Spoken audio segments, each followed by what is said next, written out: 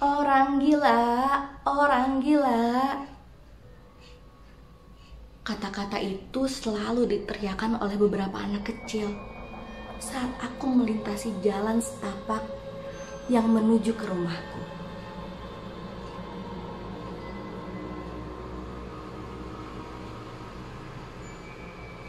Aku hanya bisa menatap mereka, tak berniat meluapkan emosi. Hanya anak kecil, begitu yang selalu terpikir olehku. Akan tetapi, anak-anak itu semakin bertindak keterlaluan. Mereka tidak hanya memperolehku dengan kata-kata gila, tetapi mulai melempariku dengan batu. Au! Teriakku sembari menyentuh bagian kepala yang terasa sakit. Ada yang mengalir di pelipisku. Tanganku terasa lengket saat mengusapnya. Darah. Ya, telapak tanganku dilumuri darah. Kalian keterlaluan. Jeritanku membuat anak-anak itu berlari ketakutan. Seandainya ada jalan lain menuju perkuburan di mana ibuku disemayamkan, mungkin akan kupilih jalan itu. Namun tak ada alternatif lain, hanya jalan setapak. Itulah yang harus kulalui untuk menuju ke makam ibu. Sudah 3 hari aku tak mengunjungi ibu. Beliau pasti merindukanku. Namun aku terpaksa tetap tinggal di rumah karena luka di beberapa bagian tubuhku. Luka yang disebabkan oleh anak-anak itu. Hari itu aku kembali melintasi jalan seperti biasa. Anak-anak tampak berkumpul, tetapi tak berani menatapku. Dengan tenang aku melangkah menuju kuburan ibu. Sejak ibu meninggal, aku seperti kehilangan pegangan. Selama ini hanya beliau yang kumiliki di dunia. Tanpa beliau, entah apa arti hidupku. Berhari-hari aku tampak seperti orang linglung, bolak-balik mendatangi kuburan ibu. Baju pun kadang tak sempat kuganti. Makan pun tak teratur. Tubuhku tak terurus. Mungkin itulah sebabnya banyak yang mengatakan aku gila. Ya, aku memang gila. Anggap saja begitu. Jika disuruh memilih, aku ingin menjadi orang yang benar-benar gila. Namun, kenyataannya kewarasan tetap jadi milikku. Tiba di pekuburan ibu, aku melangkah ke rumah ibu. Rumah berukuran 2 kali 1 meter itu cukup membuat beliau merasa nyaman. Apa kabarmu, Bu? Maaf, baru bisa menjengukmu. Kemarin ada masalah, Bu. Ucapku pelan. Aku mencabuti rumput-rumput liar yang tumbuh di atas kuburan ibu. Baru beberapa hari, rumput itu mulai tumbuh kembali. Padahal setiap berkunjung, aku selalu membersihkannya. Setelah berbicara panjang lebar di kuburan ibu, aku merasa lega. Saat hari beranjak sore, aku pulang ke rumah. Aku harus pulang karena hari beranjak sore. Lagi-lagi, jalan itu harus kulalui. Dengan langkah pelan, aku menyusuri jalan. Tampak anak-anak berkumpul seperti biasa. Namun, tiba-tiba mereka memelotot ke arahku. Aku terkejut dan segera mempercepat langkah. Buk! Sesuatu mengenai kepalaku. Terasa sakit. Ternyata, anak-anak itu kembali melemparkan batu kepadaku. Bahkan, lebih besar dari sebelumnya. Kemana orang tua mereka? Mengapa anak-anak dibiarkan bertindak seperti itu? Sekilas kupandangi keadaan di sekitarku, tak ada satupun yang menolongku.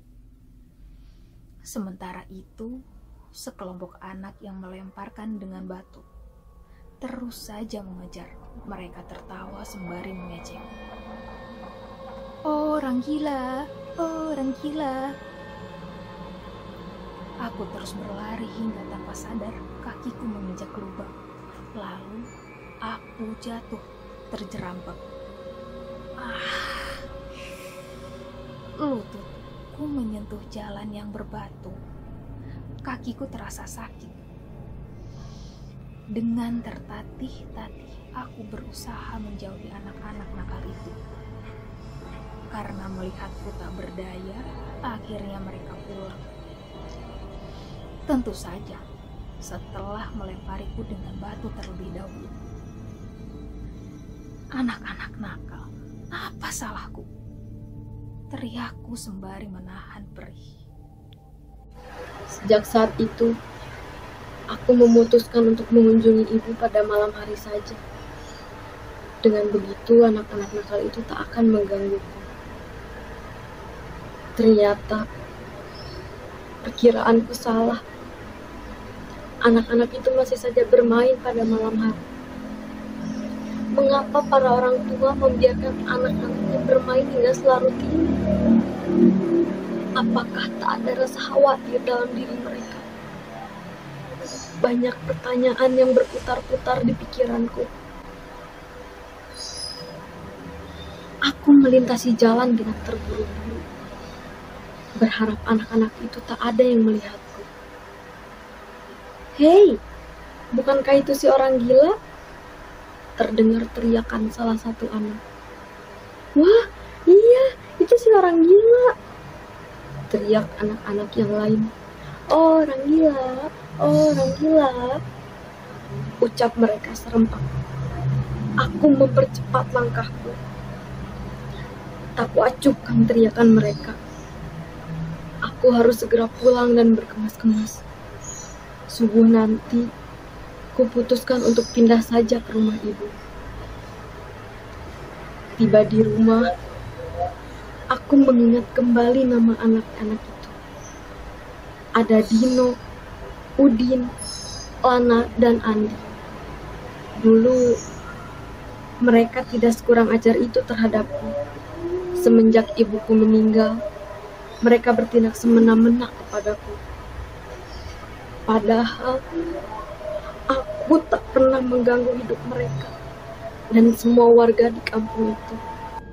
Sekarang, aku merasa tenang karena setiap saat bisa bersama ibu. Makam ibu yang agak terpencil membuatku leluasa tinggal di dekatnya. Aku akan keluar dari tempat pemakaman jika ada keperluan penting. Aku tidak pernah kelaparan karena sering diberi makan oleh para pengunjung makam. Saat selesai berziarah, mereka menyuruhku membersihkan makam dan tak lupa memberiku sebungkus nasi dan sedikit uang. Saat malam hari, aku akan keluyuran untuk melihat kondisi jalan yang menuju ke rumahku. Jika jalanan tampak sepi, aku akan pulang. Namun, jika anak-anak itu sedang berkumpul, aku akan diam dan memantau. Lalu menunggu mereka masuk ke rumah masing-masing. Sebenarnya, jalan sempit itu akan terasa aman seandainya semua anak bersikap baik kepadaku. Terasa aman juga jika mereka tidak ada di sana. Tung tung tung. Dari jauh terdengar suara kentungan yang dipukul secara berulang-ulang. Sepertinya ada sesuatu yang terjadi di kampungku. Aku segera meninggalkan makam untuk mencari tahu tentang apa yang sedang terjadi. Saat mendekati jalan menuju rumahku, suasana tampak ramai. 2 jam lalu, Udin dan teman-temannya asik asik bermain di sekitar sini. Setelah cukup lama bermain, mereka beristirahat. Selanjutnya, aku tak tahu lagi mereka pergi kemana karena sudah keburu mengantuk. Jelas salah satu warga. Mengapa juga kalian para orang tua membebaskan anak-anaknya bermain di luar malam-malam begini? Pertanyaan yang diucapkan oleh Pak RT tidak dijawab oleh orang tua masing-masing anak. Aku mendengarkan semua pembicaraan warga di sekitar jalan setapak itu dari jarak yang tak terlalu jauh. Jadi, obrolan mereka sangat jelas terdengar. Kalau begitu, ayo kita cari sama-sama. Siapa tahu mereka sedang bermain di suatu tempat, ajak Pak RT kepada semua warga. Saat para warga mulai mencari, aku segera menjauhi mereka dan kembali ke pemakaman. Aku membakar dahan-dahan kering yang berserakan di sekitar makam ibu. Tampak di luar makam, banyak warga yang melintas. Udin, Andi, Dino, Lana, kalian di mana? Lana, Andi, Dino. Para warga berteriak memanggil sembari memukul kentungan. Aku mendekati mereka, lalu tertawa dan menari-nari sambil melihat wajah-wajah yang terlihat panik itu. Cahaya lampu yang cukup terang membuat wajah mereka terlihat cukup jelas. Dasar orang gila. Sudah tahu sedang ada masalah, dia nari-nari sambil tertawa. Emang benar-benar gila nih orang.